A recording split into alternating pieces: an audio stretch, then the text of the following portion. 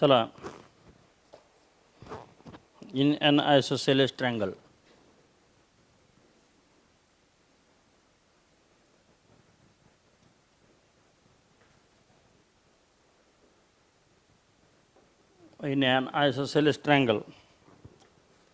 comma, length of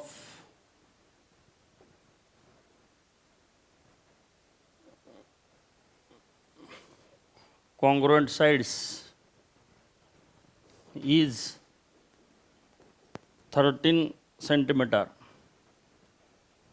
and its base is 10 centimeter. Full stop. Find the distance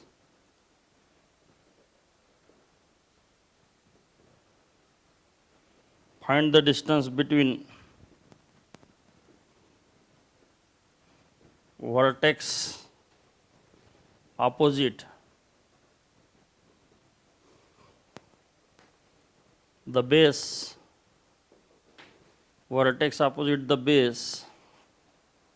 and the centroid.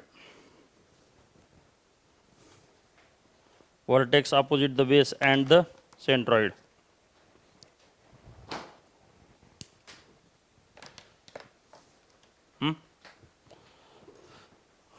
एकदम मन लावून पाहूया.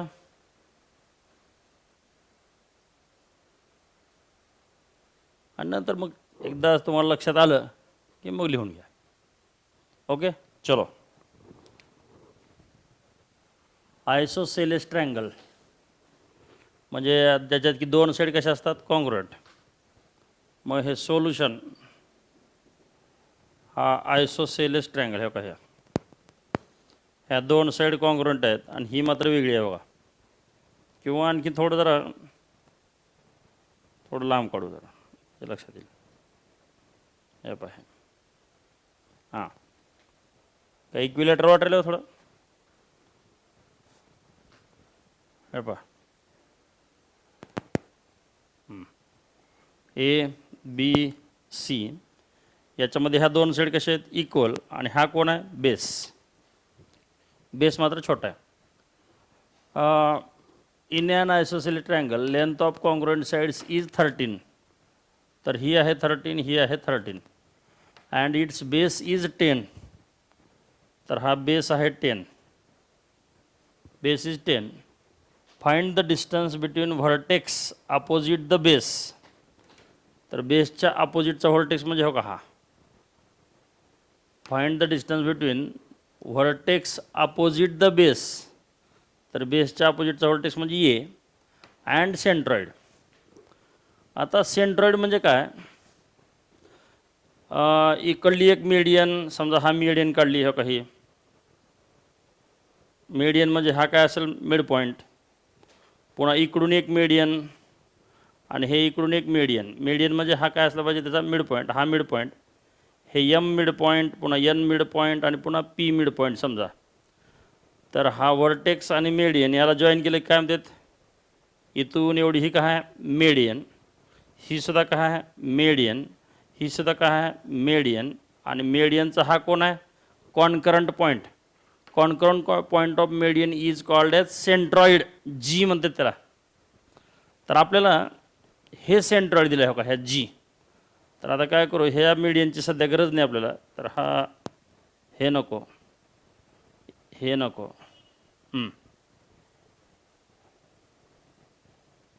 हे पण नको. बस, हे का हे. तर हा सेंट्रॉइड. तर हा सेंट्रॉइड आहे. तर ही काय आहे, मीडियन. आणि ए एम मीडियन आहे म्हणल्यावर ए कोण आहे, व्हर्टेक्स. आणि एम कोण आहे, mid point of B C. तर हे दोघं काय होतात, इक्वल. मग आता मला सांगा, हे दोघं जर इक्वल झाले तर हे किती होतं, 5. हे किती होतं, 5. पहिल्यांदा काय करू आपण, नंबर 1, जी इज, फक्त पहा, centroid of triangle A B C. G is centroid of triangle ABC. So AM is a median, तर ए एम ही काय असेल median. So M is mid point of B C. जर A M median असेल तर M हा काय mid point, and so M जर मिड पॉईंट असेल तर A M equal to M C, हे दोघं इक्वल. आता ह्याची लेंथ आता काढू बरं का आपण. हे दोघं इक्वल होतात मिड पॉईंट असल्यामुळं, आणि हे दोघं इक्वल पण बी सीचे कसे असतात half. So half B C and equal to 1/2 into 10. B C म्हणजे किती आहे 10. And so A M equal to M C equal to 5. तर हा झाला 5, हा झाला 5. झालं. ह्या सेंट्रॉइडचं काम सध्या संपलं बरं का. आणखीन आहे पुढं, नंतर बघू. आता थोडं डार्क झालं आहे बघा. हे जरा जरा फेंट करतो ह्याला छानपैकी असं.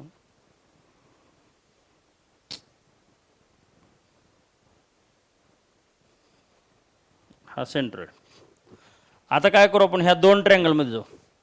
In triangle A M B हा and triangle A M C, या दोन ट्रँगलमध्ये जाऊ.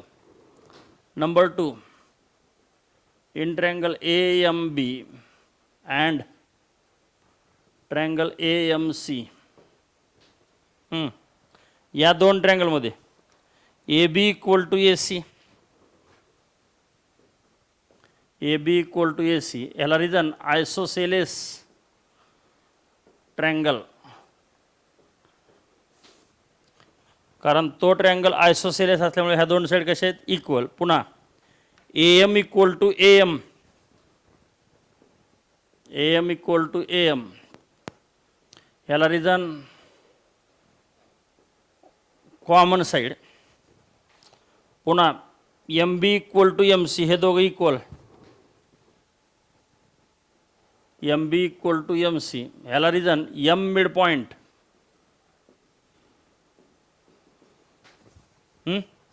कारण जी हा सेंट्रॉइड आहे तर त्याच्यातून पास होणारा काय असतं मेडियन, आणि म्हणून एम हा काय असतं मिड पॉईंट. आणि बघावर कोणती टेस्ट होते. हे A B equal to A C, हे दोघं इक्वल. ह्याला रिजन काय आयसोसेलेस ट्रँगल. पुन्हा A M equal to A M, ह्याला रिजन काय कॉमन साईड. आणि M B equal to M C, ह्याला रिजन काय एम मिड पॉईंट. तर S S S S S S टेस्टनुसार दोन ट्रँगल काय होतात कॉन्ग्रुएंट. एस एस एस टेस्टनुसार दोन triangle congruent. So triangle A M B congruent to triangle A M C. S S S test of congruence. Congruence का म्हणालो मी, कारण सिमिलॅरिटीचे पण असतात ना. S S S test of similarity म्हणून असते. इथं सिमिलरचं साईन करतो आपण, पण हे ते दोन ट्रँगल कसे आहेत कॉन्ग्रुएंट. सो दोन ट्रँगल कॉन्ग्रुएंट झाले की त्याचा हा अँगल आणि हा अँगल त्याचे लेकरसुद्धा काय असतात कॉन्ग्रुएंट. म्हणून या ट्रँगलचं हे अँगल आणि या ट्रँगलचा हा अँगल, हे दोघंसुद्धा काय होतात congruent. So angle A M B equal to angle A M C, हे दोघं equal. So angle A M B equal to angle A M C. ह्याला reason C A C T. C A C T म्हणजे corresponding angles, कारण हे angles आहेत ना. Corresponding angles of congruent triangle. तर कारण दोन ट्रँगल कसे आहेत कॉन्ग्रुएंट. बट परंतु हे दोन अँगल कसले अँगल आहेत बघावर, हे दोन angle. But these are in linear pair. But these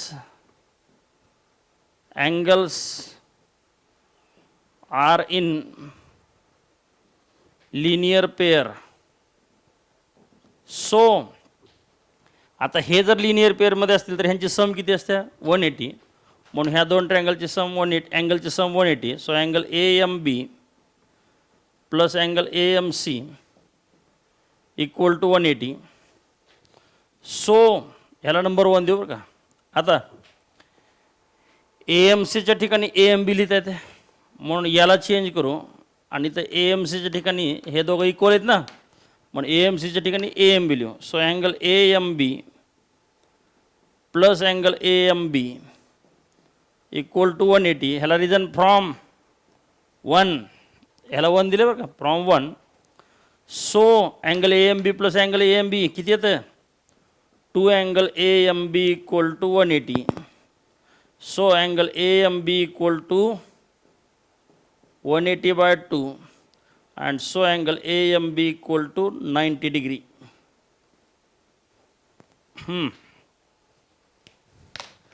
म्हणजे हा अँगल किती झाला सांगा बरं 90 डिग्री AMB. तेव्हा हा अँगल 90 डिग्री. आता हा 90 डिग्री म्हणजे ह्याच्या समोरचा हा कोण आहे हायपोटेन्यूज 13. ही AM कोण आहे हाईट आणि BM कोण आहे बेस. मग आपल्याकडे हायपोटेन्यूज आहे बेस आहे तर हाईट काढता येते. मग या ट्रायंगलमध्ये चला in triangle AMB. Number 3 in triangle AMB by Pythagoras theorem. By Pythagoras theorem. काय सांगतं पायथागोरसचा theorem AB square is equal to AM square plus BM square. AB square is equal to AM square plus BM square. चला AB 13 AM माहीत नाही BM 5. तर हा 13 square equal to AM square plus BM 5चा square. 13चा square 169 equal to AM square plus 25. So 169 minus 25 इकडून आला हा minus equal to AM square.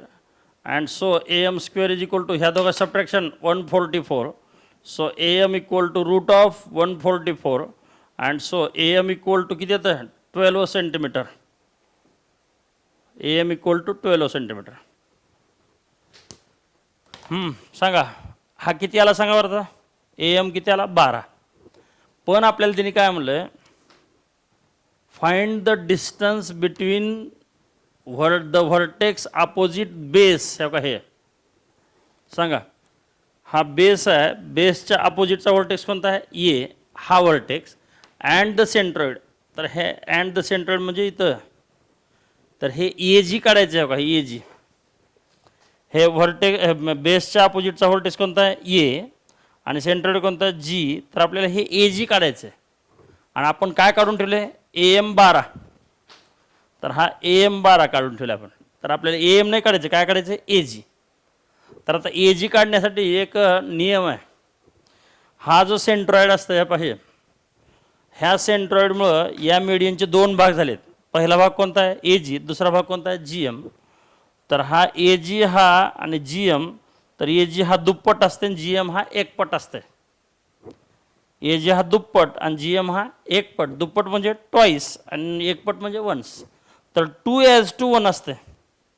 म्हणजे ह्या दोघाचा ratio AG/GM AG/GM equal to 2:1. ही प्रॉपर्टी आहे अशी कसं centroid divides the median in the ratio 2:1. हे दुप्पट आणि हे एकपट. नाही लक्षात आलं. Centroid divides median. मीडियन म्हणजे पूर्ण. Centroid divides median in the ratio 2:1. मग number 4 we know that centroid divides the median in the ratio 2:1. Centroid divides the median in the ratio 2:1. That is AG/GM equal to 2/1. म्हणजे AG as to GM equal to 2:1. So ह्याला असं पण लिहिता येते AG as to GM equal to 2:1 किंवा ह्याला असं लिहिता येते AM किती होते सांगा 2 + 1 म्हणजे 3 टाइम्स होतं AM. हा पूर्ण AM आणि AG किती होतं 2 टाइम्स. मग असं पण लिहिता येतं सो AG/AM म्हणजे हा AG 2 आहे ट्वाईस आणि अपॉन AM किती होते 3. म्हणजे AG/AM equal to 2:3. That is AG/AM. तर हा AG 2 आणि AM किती होते 3. AG upon AM equal to 2:3. हे ट्वाईस आणि हे दुप्पट असते, एक पट असते बरं का. मग आता AG तर आपल्याला काढायचं आहे. AM हे इथं ट्वाईस म्हणजे ह्याची लेंथ नाही बरं का, हे दुप्पट आहे. हे लेंथ काढायची आपल्याला, लांबी काढायची आहे. हे ट्वाईस आहे आणि हे एक पट असतं. AM किती आहे 12 आणि इक्वल टू 2/3. हे डिवायडेड 12 तिकडे जाऊन काय होतात multiply. So AG equal to 2/3 into 12. हे डिवायडेड 12 तिकडे जाऊन मल्टिप्लाय. अँड सो 2 3 1 3 3 4 जार. And so AG equal to 8 centimetre. AG equal to 8 centimetre. आता थोडं विचार करा. ह्या AGची लेंथ आली 8 आणि ह्या AM ची लेंथ किती, पूर्ण AM ची 12. हे बघा हे 12 आणि ह्याची किती आले 8. तर हे 8 आलं आणि मोठा किती आहे 12. तर हा GM किती आहे ते 4. बघा AG आणि GMचा रेशो काढा. 8/4 म्हणजे 2:1. AG upon GM equal to 2:1. या प्रॉपर्टीचा अर्थ इथे लिहिला आहे, पण घेताना AG upon AM equal to 2:3 घेतलं आहे.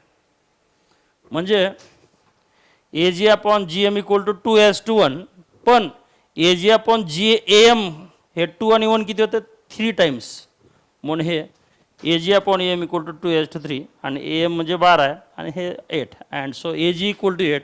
अँड सो शेवटी आपण आन्सर असं लिहू शकतो, the distance between vertex opposite the base and the centroid is 8 सेंटीमीटर. आणि तिथं लिहा answer. So the distance between vertex opposite the base and centroid is 8 centimetre. बघा काय काय केलं आपण. पहिल्यांदा सेंट्रॉइडचा अर्थ सांगितला. G is centroid of triangle ABC. हा G हा सेंट्रॉइड आहे म्हणल्यावर ही काय आहे median. AM is a median. बरं ही मीडियन आहे म्हणल्यावर M कोण आहे mid point. So M is mid point of BC आणि M मिड पॉईंट आहे म्हणजे हे दोघं BCच्या कसे half. AM equal to MC is equal to 1/2 BC आणि BC किती आहे 10 आणि हे 10 म्हणजे किती आहे AM equal to MC equal to 5. त्याच्यानंतर दोन ट्रँगलमध्ये गेलो आपण.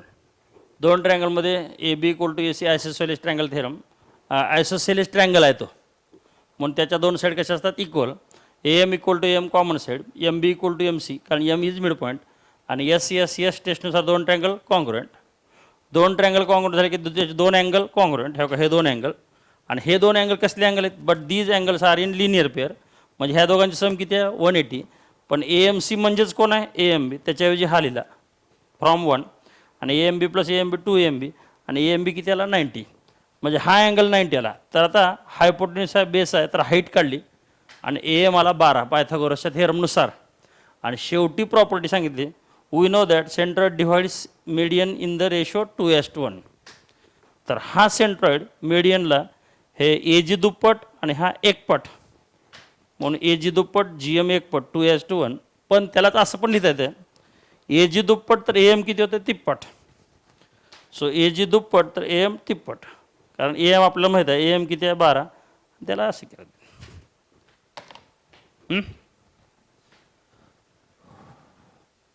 चला या एक्झाम्पलला तुम्ही म्हणजे व्हिडिओ पॉज करून व्यवस्थित लिहा आणि याच्यानंतरचं लास्ट एक्झाम्पल.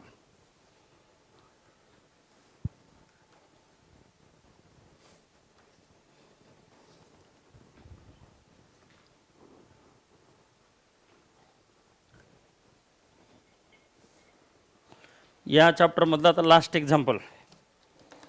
ए बाळा last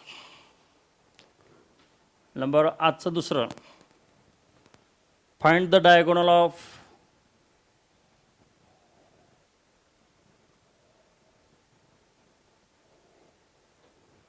a rectangle. Find the diagonal of a rectangle whose length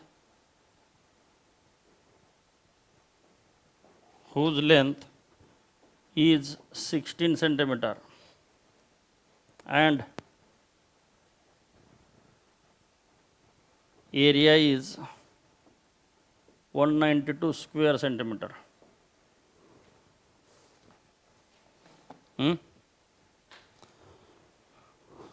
चला सोल्युशन तुम्ही ट्राय करता का बघा, सोपा एक्झाम्पल हे बघा, ट्राय करा.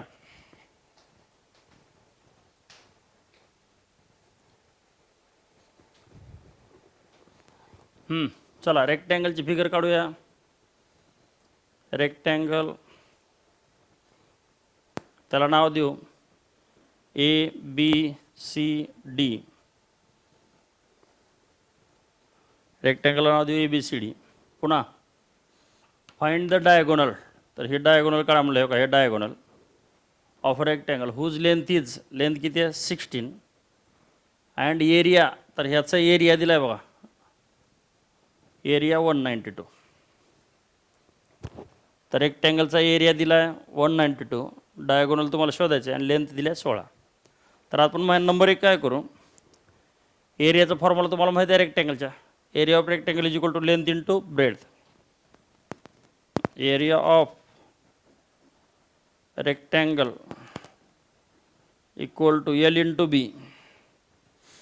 एरिया ऑफ रेक्टँगल 192 हे दिले बघा, लेंथ BC आणि ब्रेड्थ AB. लेंथचं नाव BC आहे, ब्रेडचं नाव AB आहे. 192 इक्वल टू BC 16 आणि AB माहीत नाही, BC 16 AB माहीत नाही, इंटू 16 तिकडे जाऊन divide. 192 upon 16 is equal to AB. चला 16 1 द 16 कॅरी 3, 16 2 जार, and so AB equal to 12. AB equal to 12. आता हा AB 12 आला, हा कसा काढता, पायथागोरस. इंट्रँगल ABC काढा, AB तर 12 आहे, तर AC काढता येते. By Pythagoras theorem AC square is equal to AB square plus BC square. AC square is equal to AB 12, 12चा स्क्वेअर 144, BC 16चा स्क्वेअर 256, 144 प्लस 256 किती आलं, 400 आलं का, आणि AC किती आलं 20. So diagonal of rectangle is 20 centimetre. ए बाबा तू करायचं, 20 आलं ना. चला ओके. तर अशा प्रकारे हा पायथागोरस हा चॅप्टर संपला. Okay bye.